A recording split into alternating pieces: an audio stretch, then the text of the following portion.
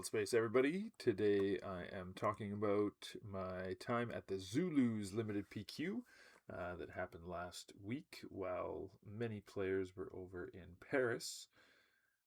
Some of us were in Seattle, Washington, grinding it out for a spot. Zulus is an awesome store. I played there before. They do run some really cool events. They got a great scene, great community. They've got like a separate, pub and game store and a playing tournament area just down the street. So, love going there for events. It was great. We're gonna start by taking a look at the pool that I had. So I opened a pretty decent Leia red pool. I had like a good variety of cards, two Sudden Ferocity, felt really nice, a Beguile to splash, two Nibble Prowess, a Coronet. I was really happy with this pool. Probably the biggest bomb that I had was on my villain side. It was a Fulminatrix, and I did open some good villain leaders. I think I opened all the options like Jabba, Sly, and Dedra. I can't remember if I had Yularen or not. But the problem with my villain side was I had no turn one plays in villain. I think I had a single probe droid that was villain only, and I can't think of a single other one. So I was just relying on like the neutral turn one plays, and it just wasn't enough to make it happen. But Leia's amazing. I think my red pool looks good here. I liked that I had a Constable and Cato Conics. I felt like I'm going to see a lot of Leia mirrors, and I'm going to use those two cards to kind of get some advantages with the XP token stacking, and then I'm going to try and race and use my Sudden Ferocities to close faster than they can close. I did have this option for green. It would have added one extra Sentinel in the Naboo security force, and it would have given me the Shadow Crawler, which is obviously a powerful card. The 2-drops were like okay. The Theed security is actually really good against other Leia decks. The Senator's Aid is okay. The 3PO is a neat card, but once you start buffing him, you don't really want to bounce him back to your hand for his +2/+2. And the Gonk is okay if you have like a solid core of 4 turn 4 plays, but the quantity just wasn't there for me. So if you count those green cards, you can see there's 10 green. If I'm to swap those into my red, I'm going to be down 2 cards. So I've got to pull 2 more kind of subpar cards and put them in my deck. So while I was kind of hoping to be in Leia Green, I think that's like ultimately the most powerful leader color combo. I was fine here with Leia Red. I did have one other option to go with Leia Yellow, and the yellow was pretty strong. It's got a couple of those turn one plays, the 1 cost that you can bump up in the A-Wing and the Skyhopper. Another couple turn 1 plays in the Space Arena, which is nice. The Loan Sharks are good. 2 Vel and a Hunter is like pretty solid top end, so I felt like I could make a decent aggro deck here. Again, though, just counting the actual cards, if I'm swapping them in for the red, I'm still going to be down an extra card, and then I'm losing the Sudden Ferocity, which I feel like is going to give me an advantage in racing other Leia decks, and I'm also losing my attachment control and my red. So maybe I should have been in yellow.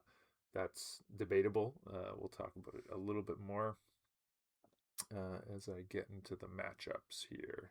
But yeah, ultimately we did register the red deck. So this was the run. Round 1, I played against a Sabe Green. This was a local player who plays at Zulus regularly. His name was Vaughn.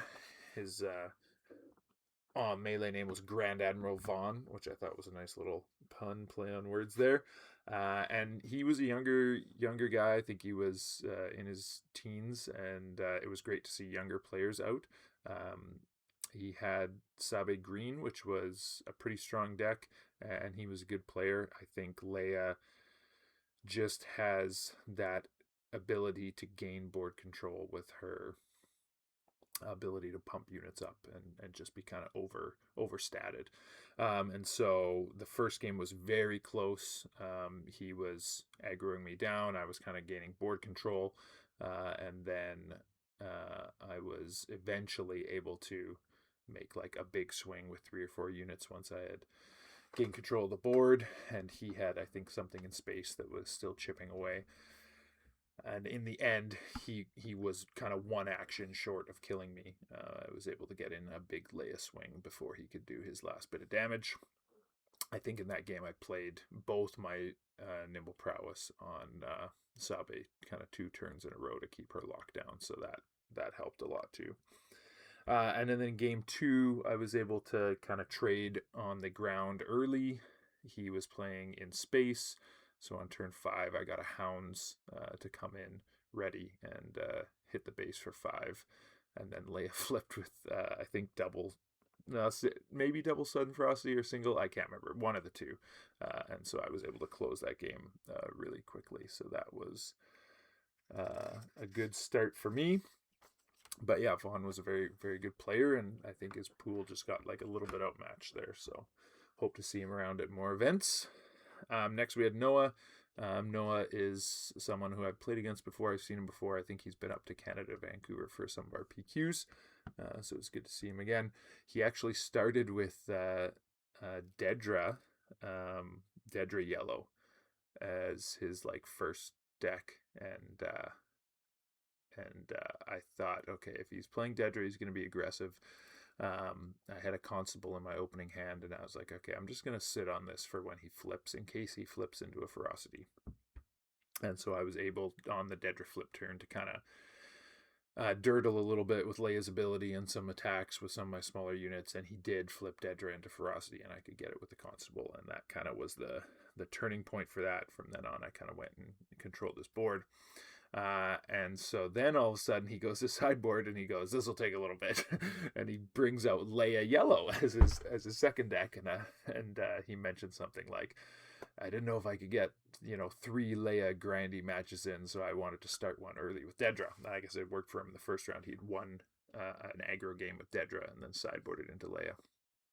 And so his Leia Yellow deck was quite strong. He had some good cards like Coronet and Jade Squadrons and stuff like that. So the second game, we're kind of racing. We both have a Coronet out, and eventually he's able to he had better units on the ground. He gets ground control and he wins that one. So we went to game 3, and then I just kind of focused on really controlling the ground.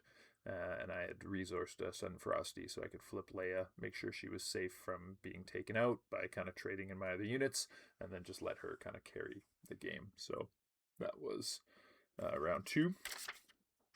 Round 3, we played against Jared, who actually ended up winning the whole event. I think he's got a report up as well. You can see that on his channel. I'll link it in the comments or in the description.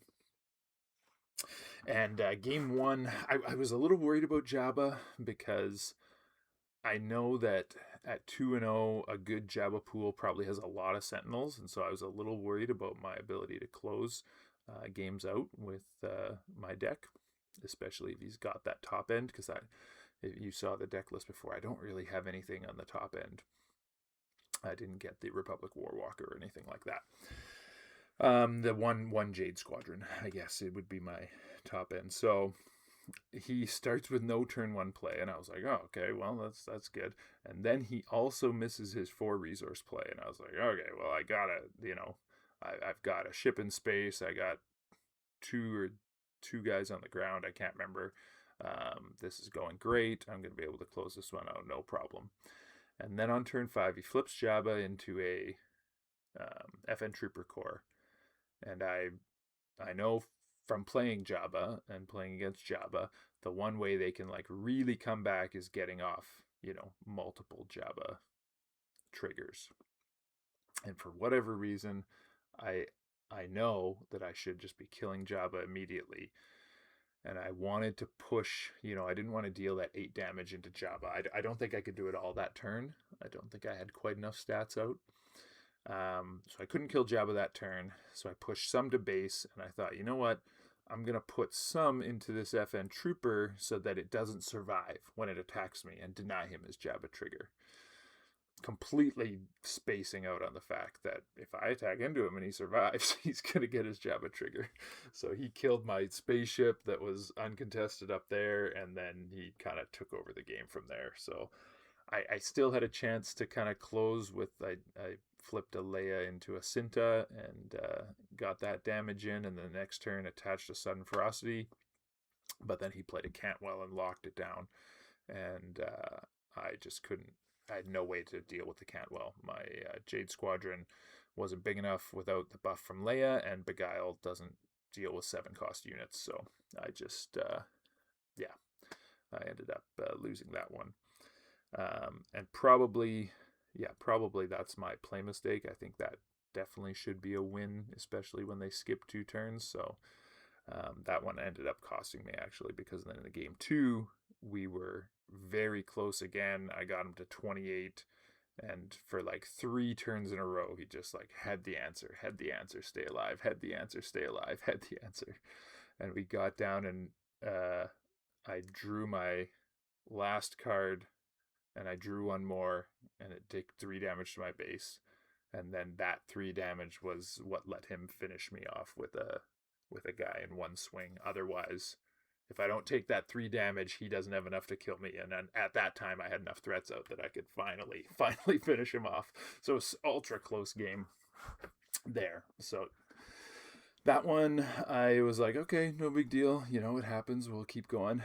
So round 4, we played against Steven. He was one of the top 8 players at the Human Claw limited PQ that I had gone to earlier. He had a really good Sly green space aggro deck.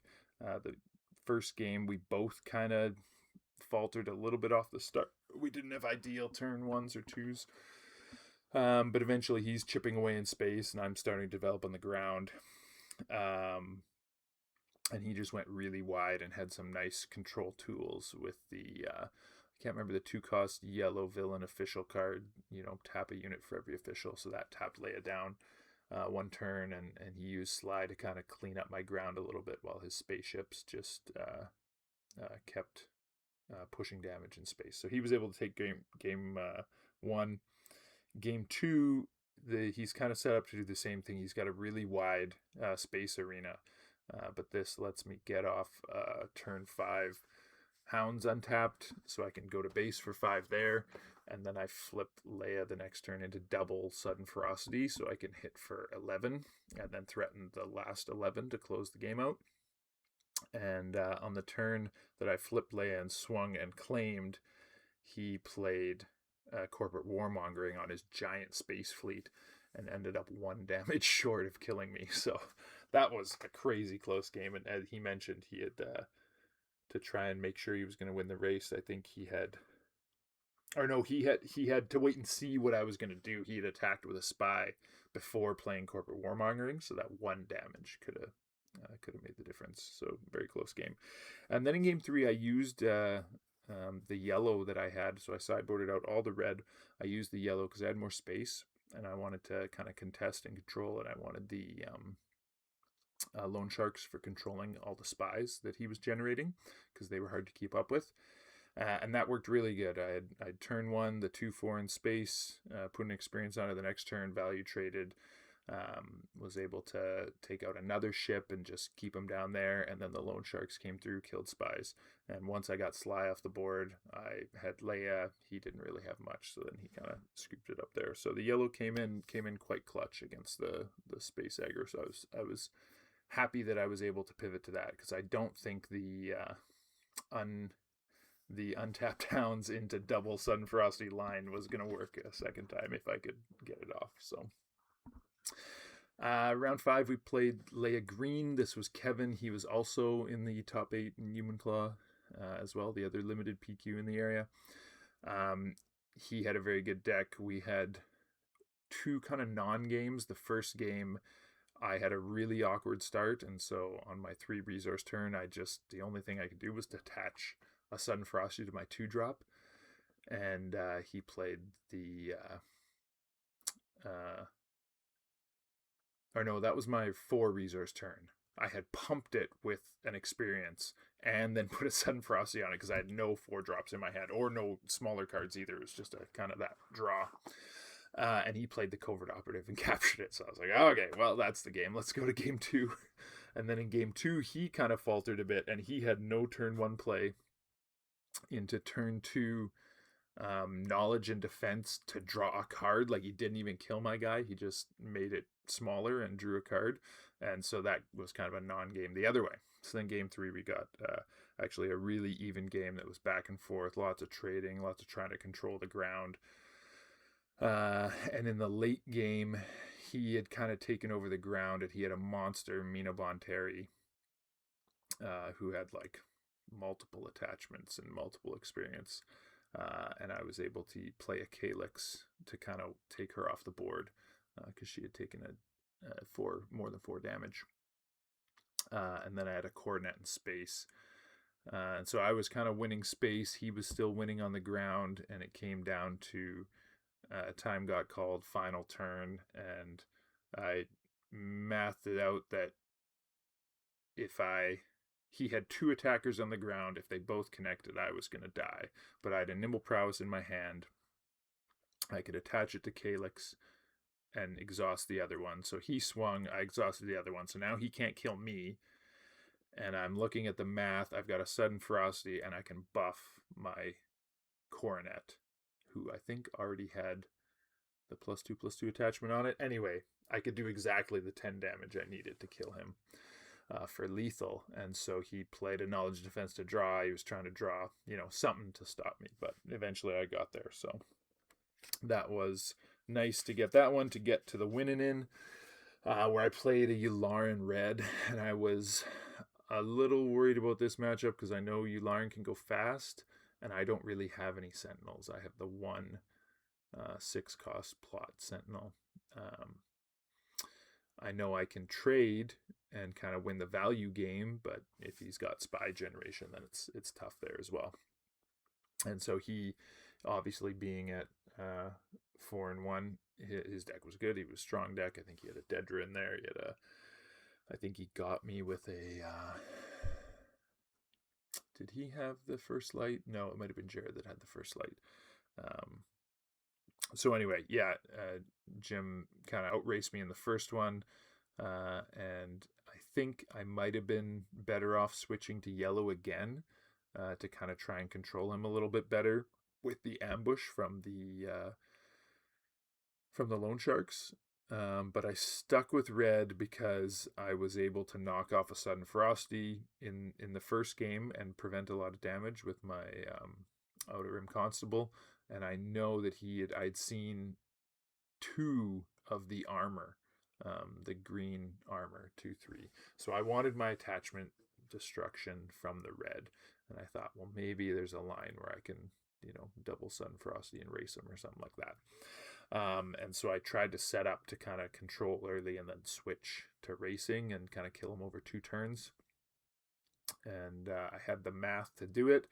And I was like, okay, he can't threaten me enough on the ground. He's got a space fleet, but that's okay. I can kind of kill him in 2 turns. And then he came down with a Dedra and wiped out one of my units and took 5 damage off. And that messed up the math. So he was able to get me in that one as well. So close games there. I feel like my pool was probably good enough if I play a little bit better, and definitely that one mistake against Jabba, at least we can get to a game 3 and see what happens there. Maybe that's good enough to get me in. Against the Yularen, maybe I try yellow. I'm not sure if that is going to be what's going to make the difference. But overall, all my opponents are great. It was great talking with them and playing against them. And so a fun day of Star Wars. You can never complain about that. We're going to take a look at, these are the decks that were in the top 8. So on the left, we have the sealed decks. a couple slide greens, a couple Yularans, and 3 Leias and a Java. So I think pretty standard from what we would expect for kind of who the top leaders are. Yeah, having 3 Leias in there is pretty normal. I think the two slide greens kind of showed more people. I'm guessing I didn't see those decks, but I'm guessing they were similar to Stevens, who I played in round 4. With the kind of aggressive space strategy of the yellow spaceships, and then supplemented with some of the green, ISB shuttle to generate some spies, and maybe Taylander shuttle. I don't know. That's probably not as good as in Yularen, but that kind of stuff. I'm guessing is how the slides were getting there, but maybe there's another build that I'm not thinking about. And then we went and looked at the draft as well. And so Jared, the Jabba Green player, won playing Leia Yellow. There was a Jabba Red, and Adam, who played Satine in the top 8 draft at Human Claw, made the top 8 again and played Satine again. So I asked him before the draft if he was going to go for it, and he said, "Oh, we'll see." It turns out he did go for it again. The Bale Red is a little bit strange. What happened there was just like the catastrophe of catastrophes of leaders. So I think he opened like Bale, DJ, Lama Su, I think, and then took Bale past the other two, and then got past like Satine and Dryden, and so it was just all like the rare unplayable layers, and then got like a 3PO as his last pick or something like that. I can't remember exactly, but it was like some kind of really odd situation where he didn't have a chance to really draft a single kind of playable leader, which is unfortunate. He did win one of his matches, I think, just on the back of being unopposed in the space lane. I think he had a lot of red spaceships. So yeah, that was the Bale in there. And then my buddy Ben played Mothma Yellow. I think he's going to do a draft analysis over on his channel. We'll link that in the description as well. Then there was a Leia Red, a Yularen Yellow, and a Jabba Green. One thing that I noticed from the top 8 Human Claw, which had happened earlier in the month to now, 7 of the top 8 from the first PQ were playing in this PQ, and only 1 made the top 8. The other 6 got knocked out. So it does speak a little bit to like the variance of Limited. I think there's a lot of good players, and you need to have the right pool, and you need to get a little bit of lucky too. So okay, now we're going to take a look at the Sector Championship in Paris and analyze the top 8 draft there. This was the perspective of Sip, who is right up there on the leaderboard. I'm not sure his exact standing right now, but definitely in the top 2 or 3 players in the world for points, and take a look at how this draft unfolds for him. So we're going to look at the leaders here, and he opens Sabe, Yularen, and Luthen. So here's what it looks like at the table. Sip is sitting in seat 1. He's opened Sabe, Luthen, and Yularen. And the leaders are going to be passed to the right counterclockwise, and then the packs, 2 of them are coming from passing left, and then 1 of them is going to the right. So you can see the player in seat 8 beside him has also opened a Sabe and a Jabba. And so the player on the other side of them has opened a Yularen and pretty much nothing else. So he's probably going to be sitting between a Yularen and maybe a Sabe, maybe a Jabba. I think you're kind of hoping that seat 8 takes Jabba and you can play Sabe, maybe.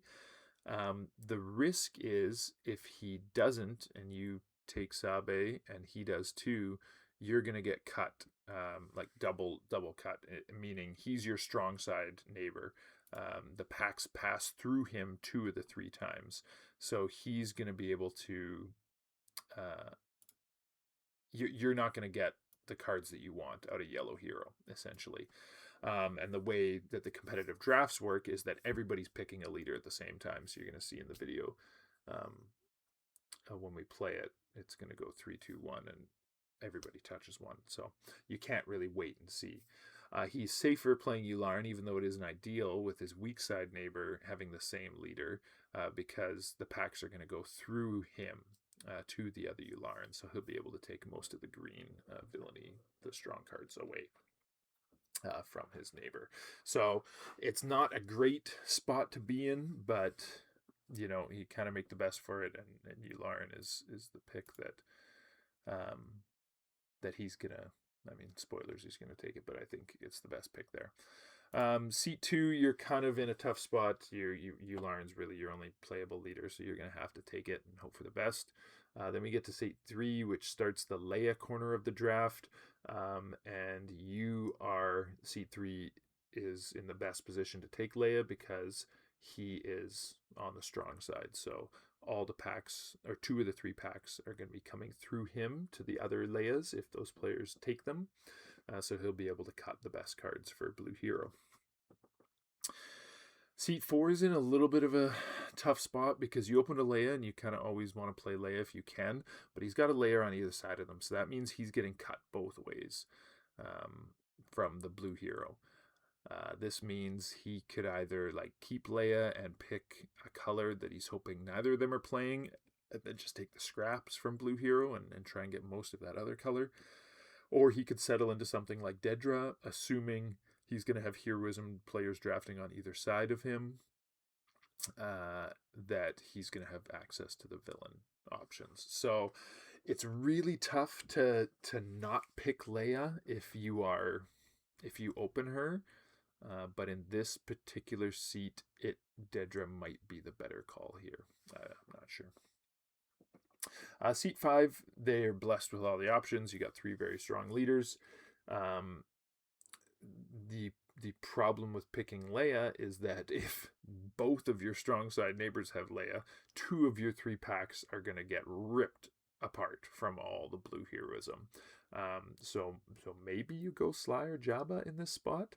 The plus side is you're going to get the blue heroism coming, one way. But I might be tempted to take Jabba in this spot. I guess then you're fighting for the Leias with blue neutral cards, which is maybe not as good. So maybe Sly? I'm not sure. It's a tough spot for seat 5, even though they have kind of all the best options there. Seat 6, I think Sly is the best of these 3. I have no real problem taking Sly. At first glance, you're kind of assuming that your neighbor on the right is going to take Leia and pass the villain leaders. So, if you really look further down the curve and see 2 more Leias, then you might go, oh, seat 5 might take Jabba or Sly. But I probably wouldn't overthink it. I think seat 6, Sly's the strongest. Just play Sly. Seat 7, again, Sly's the strongest. Your neighbor on the strong side is going to be cutting you from yellow villain cards. Maybe that might tempt you into Mon Mothma, but I think the difference in power level between the leaders is strong enough that you just try and make the best of it. And then seat 8, Jabba and Sabe are both good. I think it's pretty, like we talked about, pretty low risk that seat 1's going to keep Sabe, so I think you're fine to keep Sabe here and play yellow hero. You assume that seat 1's going to be on villain, and seat 7 and 6 are going to be on villain unless one of them takes Mothma. So you're in a good little hero kind of niche in this corner of the draft. So let's take a quick look at the video. So here they've opened their leaders. They're kind of looking around the table. They're trying to figure out what their strategy is, probably thinking about all those things we just talked about. Once the judges have given them enough time, you're going to see they're going to go 3, 2, 1, pick. Everybody touches one. So then you pass the other 2. And we're going to watch as Sip here gets past two not great leaders. So he's really kind of banking on you, Lauren, hoping that maybe a heroism leader will come his way. Take the Dryden just because, past the Lamassu, and then he gets a Dedra. All right, so here is our kind of post-draft seat one. Sip ended up with Yularen or Dedra as kind of options. Unfortunately, his neighbor on his weak side is also Yularen or Dedra. Thankfully for him, he at least gets to dictate, which color he's going to cut, and C2 is just going to have to take the other one probably. It's unfortunate because both Elarn and Dedra, their best color combo is green red for both of them, and so these two players could be fighting over a lot of cards. Seat 3, you're happy about your draft. You're probably going to go Leia and love it, unless you open like a bomb for Jabba in your pack 1. Seat 4, again, he took the Leia right off the start, but he's in that spot where if the people around him play Leia, it's not great. So maybe you go for something like Sly or Dedra. I guess it would depend on what you open. And then seat 5, similar. Sly or Leia is in a tough spot, but depending on what you open, you kind of dictate where you go with that. Seat 6, I think this one was a little bit surprise to me. They took the first pick Mothma, and so I guess instead of Sly, they must really like Mon in draft. I know some people are high on her in draft, since you can scoop up all the officials outside of your color. That'll give her a really stable curve of solid units. My problem is that outside of Renowned Delegates, there aren't really any officials that are bombs, so you end up splashing these cards that are fine. They're kind of like filler cards. Your deck is solid, but they might not have anything over the top to really win the draft, unless you open like a Mon Mothma unit or something, or you get other bombs in your kind of primary or off aspect color, like an Amidala or something like that. Maybe Hunter, you can go yellow. Seat 7 is in a great spot. You can go Jabba or Sly, and both your neighbors are going to be in Hero, so it's pretty wide open for you. I'm thinking he's going to lean towards Jabba, but you never know. Seat 8 is locked into Sabe. I think it's strange that they decided to pass the second Sabe through instead of just denying it, because it does give your strong side neighbor the option to play Sabe and just cut all the yellow heroism from you. But I guess they kind of felt safe that their neighbor was going to be in villain, so they thought the flexibility of having Luthen as a fallback option was worth it. All right, let's go back to the draft and see how it plays out. All right, so they're getting into the draft here. They've had a chance to look over the leaders beside them and kind of think about what their opponents are going to be playing and where they might want to end up for their leaders.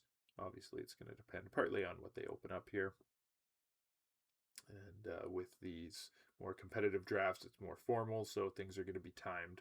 So you're going to see people passing at the same time and judges calling out kind of like 10 seconds left, pass, that sort of thing. They'll have counted all their cards first. You'll notice those are not booster packs. The cards have been pre-opened and stamped by judge staff. So that's just to make sure that there's no tampering and people aren't sneaking sneaking cards in. So here, pack 1 opens up. He's got, I think, kind of 4 viable choices. There's a Gonk Droid as a turn 1 play, but it's a little meh for aggro decks. The Imperial Enforcer, the 2 cost 2/2 red villain, but that'd be if you want to be in Dedra. Undercity Police, I think, is a pretty solid card for Dedra, and then the Taylander Shuttle is a solid card for Yularen. So nothing that's like amazing or incredible. I think the Undercity Police or the Shuttle are kind of the top 2 picks here in this spot. Depends on what you think is the stronger leader. And he's going for the shuttle, thinking that he's going to be playing Yularen. Another thing here is for your first 2 packs, kind of look at what might come around again, and that can give you an indication of what the rest of the table is playing. So there were a number of green cards in there. Depending on how many of those come back, it can give you an idea of how many players are in green, how open it is. Or the kind of red cards like the turn 1 play or the Undercity Police. So here he's got a Jar Jar, which is great for Yularen. There's also a Crosshair as a turn 1 play if he wants to kind of pivot to Dedra, but he's kind of already indicated that he would prefer to play Yularen. So those would be the 2 cards that I would be looking at in this pack. He pulls the Sheathipede to the front, and it's going to be the card he ends up picking, and this really surprised me because, you know, both his strong side neighbors there with Sabe and then the player one more could be on Sly, so there could be a lot of yellow getting cut from his packs that are coming, 2 of his 3 packs. So I feel like he could be, maybe this is something that his testing team identified early, is that space aggro is just the place to be and you want to be in yellow, and so he's going to try and make that happen. He picks up a Grand Admiral Thrawn here, and so now he's really committed to yellow Yularen. And so yeah, it's an interesting angle. It's not one I would have seen, but I mean, I'm going to give them the benefit of the doubt. They've done more testing, and they feel that space is good to go there. There was the 5/3 space, the red-black ship there in that pack that might have been worth a look if you were going into Dedra. The other thing here is that he's passing in that previous pack. Passing a Jar Jar might signal that green's open to your neighbor, and so they might start taking green, and that could kind of get the draft a little bit in trouble. Here, there's some good options. The ISB Shuttle's decent, and Let's Call It War is probably the best card in the pack, but I think at this point he's kind of saying, you know what, I'm not going Dedra at all. I'm just committing to Yularen, and so that's he's kind of locked in already for 4 picks in here. There was also an A-Wing there, but I think the shuttle is better by a long shot with Yularen. You don't really want to be playing 1-drops, and the shuttle makes spies, which is great. Here you've got the FN Trooper and the Nubian spaceship, the 4/4 with Restore 2 if you have an official, and Yularen's an official. So I think this is... I think they're both very good picks. I think the Trooper is overall the better card. But I think if your strategy is space aggro, the Nubian could be kind of helping you win races. So I think you're going to want at least 1 Trooper in your deck anyway. So better to pick it up here and get it done with. But I think, you know, both are good options.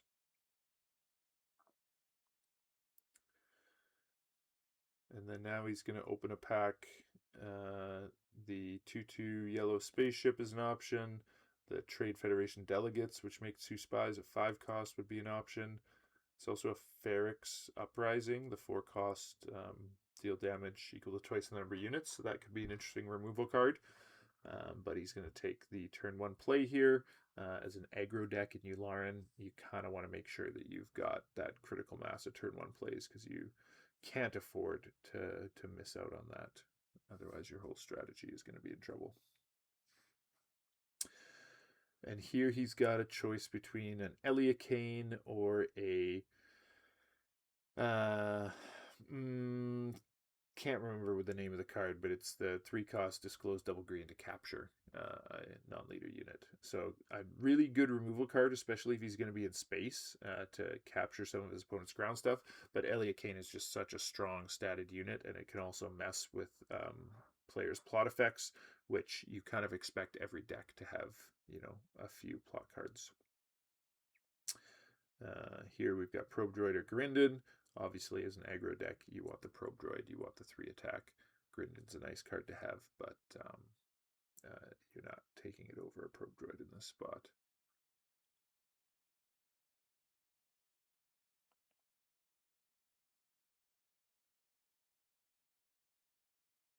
So now we get back to his pack.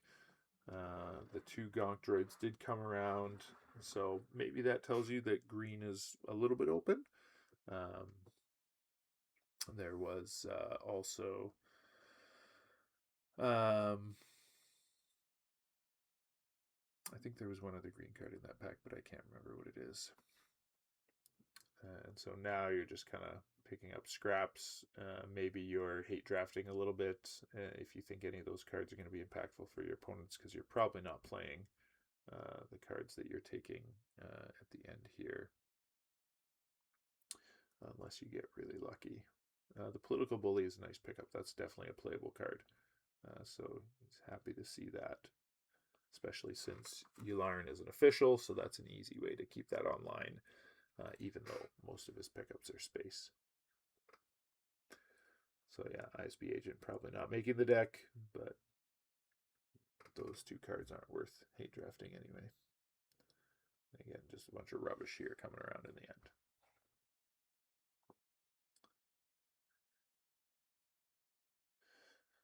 So now their good judges are going to give them some time to review their choices. He's going to move his turn one plays to the front. I think that's something that's very important, is to kind of keep track of how many turn one plays you have. You want to make sure that you've got a strong amount, a good amount. So probably six, between 6 and 8, I think is a good number. Right now he has 4. The Sheathipede and the Probe Droid are probably the only really quality ones that he's looking to play. The others are kind of backup, the Gonk Droid and the 2/2 in space. They're both fine, but they're not great. So while you look at that number and you say, okay, he's got 4, really 2 of them are ones that he's happy about playing on turn 1 most of the time. They're going to open up pack 2 here, and let's see what he can get.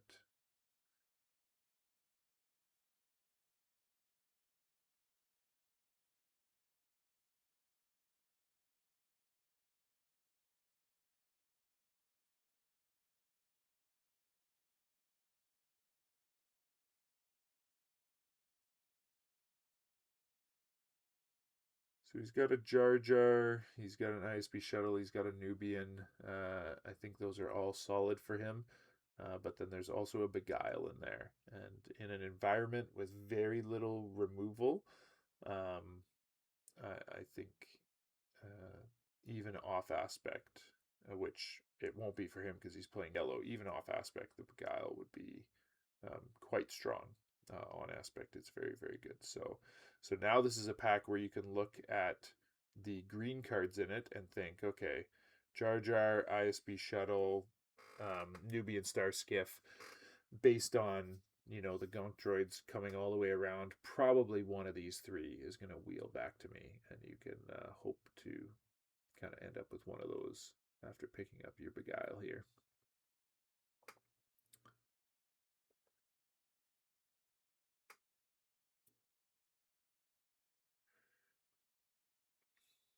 So in this pack, there's a Ferrix Uprising, Cicatro Vizago, and an A-Wing. Again, even though he's trying to play space aggro, A-Wings are not really what you want unless you're Leia. So it's kind of between Cicatro and Ferrix. And as an aggro deck, you want to have a good number of bodies. And so Ferrix is a removal card, but it's kind of situational removal. Sometimes it's going to do nothing, which is going to be awkward. So just better to have a body, especially as an aggro deck.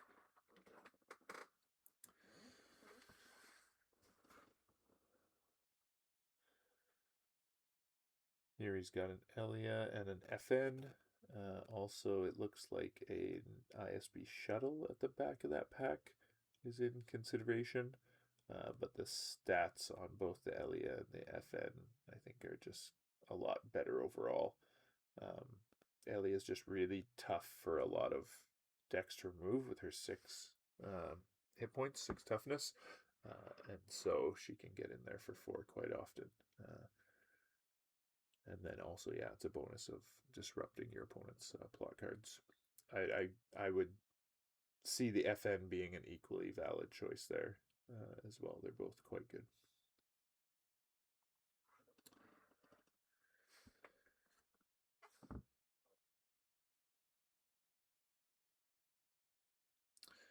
In this pack, it's unfortunate there's not really a lot to pick from here. He has one turn one play, and it's a 2/2, which is not ideal, but it's okay. Helps him fill out his early curve.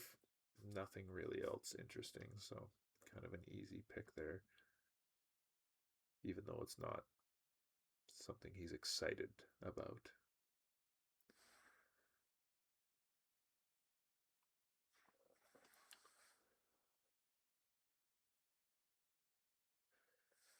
Here he's got a Sith Assassin, and then he pulls the Coronet to the front as well. So obviously he's thinking about hate drafting that Coronet, depending on how he feels his 2-drop slot is shaping up. He doesn't, especially as a aggro deck, giving your opponents restore can be really problematic, and the Coronet's a very good card. But it's always better if you can to improve your deck over taking away something, because you might not end up playing that opponent that ends up with that card. So here he's looking at a Bog Down in Procedure, which is decent kind of tempo card for aggro decks, or a Shuttle. And he's going to end up hate drafting the Shuttle. It gives Sentinels more HP, which could be a problem in his deck because he does not want to see the opponents have Sentinels. It's also a very well statted unit in space, so it can eat up all his spaceships.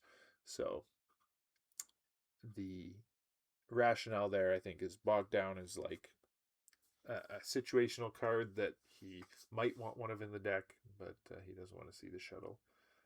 Especially when he can pick up another Bog Down later. Here he's looking between the Prodroid and the Treylander Shuttle. He's picked up a couple more 2-drops, so he's probably feeling okay about where he's at with his turn 1 plays, so he's going to go for the Shuttle.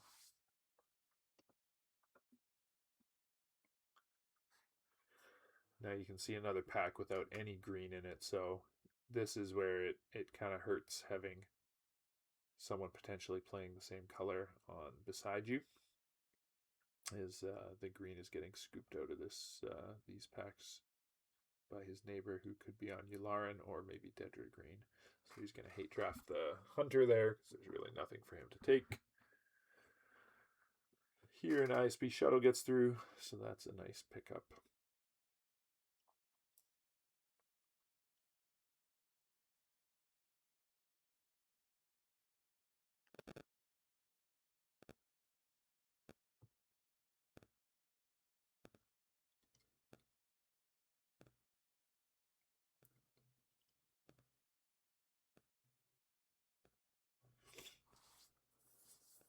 And this is a card that I haven't played with a lot, but you'll see it come into play if you watch the games from this draft. A number of people actually are attaching it and doing some damage with it, so the ability to pay 2 for 2 damage is not insignificant.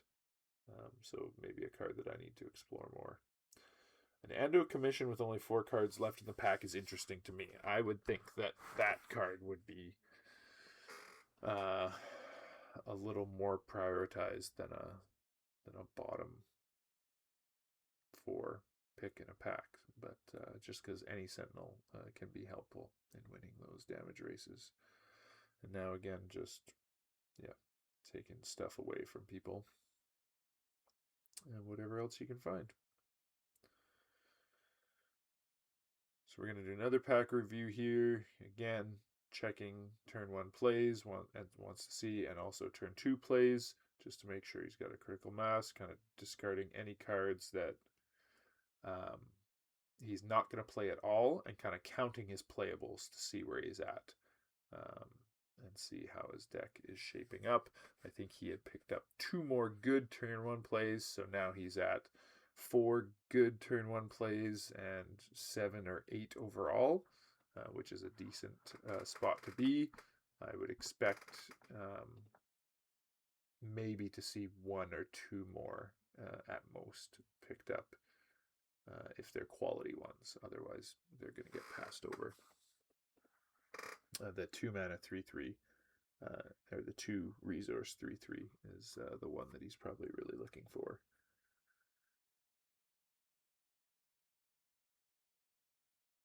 Opening this pack, you've got the Cruel Commandos, you've got the Raxian Assembly, there's a Probe Droid in there as well. I think this is probably between the Commandos and the Raxian. In my head, I would lean towards the Raxian just because it's more aggressively statted as an aggro deck. Maybe it helps you close out. But he is prioritizing the Sentinel even as a space aggro deck. So I think what this tells me is that even when you're racing, you need something to disrupt your opponent. And so the Sentinels just do a really good job of changing the math on who is going to kill who first. Here now you can see he looks back at the Raxian, but ultimately takes the Sentinel. And so that's a good piece of information there. He values that disruption of the math over just kind of raw power and stats, especially when he's going to be mostly in space anyway. Maybe as a pack one, there's a chance that Raxian will wheel all the way around, but there wasn't a lot of good green in that pack, so probably not. And there's one of the premium turn 1 plays that he's looking for. Also another FN Trooper in there if he wants it, another Elia Kane. Yeah, just getting that premium turn 1 play is really going to help him out. So at this point now, I have 5 strong turn 1 plays that I'm happy with. I would be kind of thinking that I'm done with those overall because I've got another 3 at least, maybe 4. And so between 5 and 9 in total.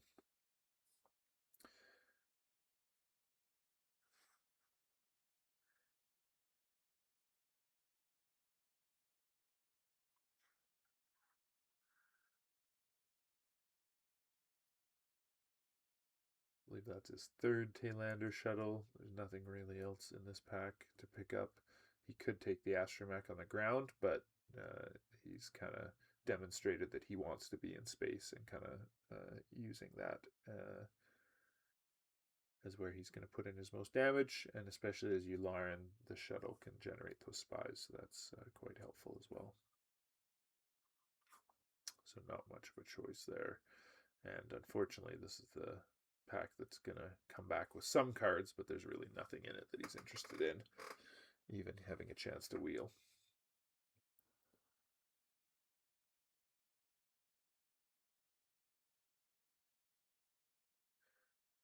Here we've got a Gonk Droid and a Darrow Commando.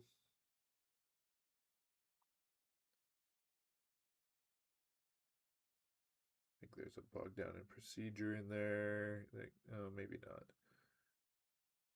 Might be an option. No, there isn't. That's a different yellow event. Accelerate Our Plans can be a nice surprise 3 damage, but hasn't shown much of an interest in that. I would think this is the type of deck that would like to have one of them. The Gonk here is an interesting pick to me because I feel like his turn 1 plays are already fine. The Gonk's not a turn 1 play you really care about, so the Darrow or the Accelerate I think would have been ones that I would lean towards. Here he's got the option of a First Light or an FN Trooper. My instinct is to go with the First Light as kind of a bomb in space and a finisher if the space gets clogged up. But I think he wants the consistency of the low to the ground aggro deck, so he's going to take another FN Trooper, which is great on Yularen's flip turn. So having 2 in the deck will just ensure that you can pretty much every time play that line. Only 1 green card in the pack here, but it is a Charge by Corruption. That's great to have as a 1-of in your deck, just as long as you can meet the requirement of double green, especially if you're going to be all in space. the ability to capture some non-opponent ground units, especially if they get an attachment on them or some experience upgrades that Leia likes to give out. That can just really help tip the scales and help you win that race.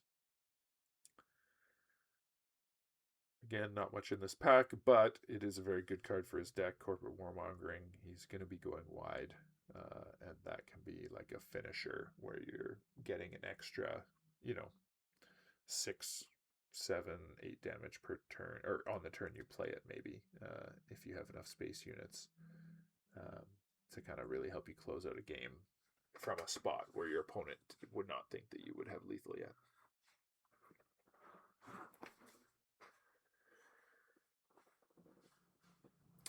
Here you've got the Bully and the Sith Assassin. I think he feels like he has enough turn 2 plays with his Taylander shuttles and ISB shuttles in space, and he wants to be more in space. So he's going to take another turn 1 play, and that'll allow him to cut some of those less effective turn 1 plays.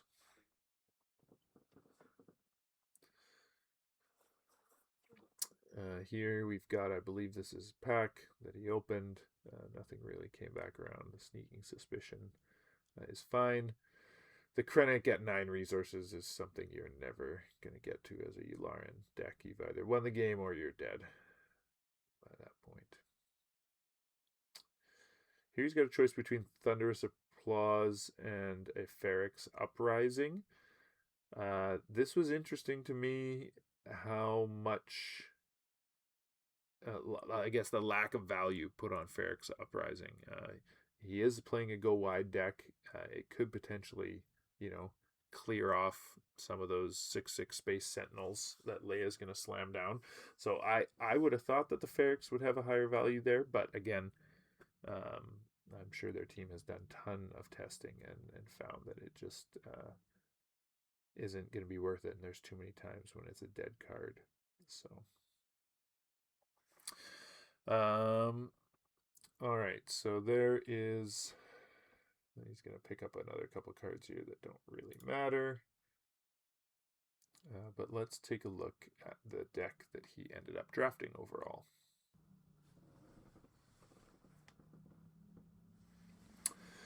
So here you can see what he ended up on. And the surprising thing to me is that he kept the Gonks in, even kept the ISB agent in, and just really wanted to be low to the ground.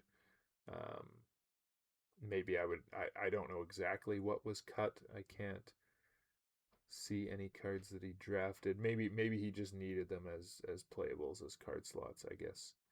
I thought he would have maybe a couple more options. But yeah, really prioritizing being low to the ground, not missing your turn 1 play, not missing your turn 2 play, with 3, 4, 5, 6, 7 turn 2 plays, and 3, 6, 7, 8, 9 turn 1 plays. Yeah, I think you can watch the video that they put out there about how happy he was with the deck overall and how it performed. I'll put a link to that in the description as well. So what can we take away from this draft? I think there's a few things. The first being that good players are valuing space aggro and the cunning aspect in general. You can see that, I think, if you go back and look at the top 8 that was drafted at Zulus, I think there was at least 4, if not more, that were in cunning as their kind of secondary color. And then in this top 8 draft, SIP kind of wanting to focus on that as an angle to attack right from the get-go, taking that early Sheathipede. Fabiano, one of the players that finished second, the Sabe player, also had a strong space presence in his draft. Also, I think there's a really high emphasis on turn 1 plays, just making sure that you're always going to be able to come out of the game and not falter early. So that's good to keep in mind. Probably they had a higher turn 1 play count than I would draft in most of my decks. So Something to keep in mind as well. Ferrex Uprising, maybe be a little lower on that. That was a card that I thought as a removal card would have been taken earlier, but you could see late in packs they were still cycling around, so players are not loving that card. And then overall, Leia is still the queen. The Leia Green player was able to win the event. And I think maybe part of that is due to how the table was positioned. If there had been Leias on opposite sides of the table, maybe it would have been different. But they had a really strong advantage by being able to pick all the good blue heroism cards out of 2 of the packs before their fellow Leia players. So one more sealed event, or big sealed event. You might have a sealed PQ near you, but Milwaukee Regional is coming up in a couple weeks, and we'll see how that one shakes out. Until then, thanks for stopping by.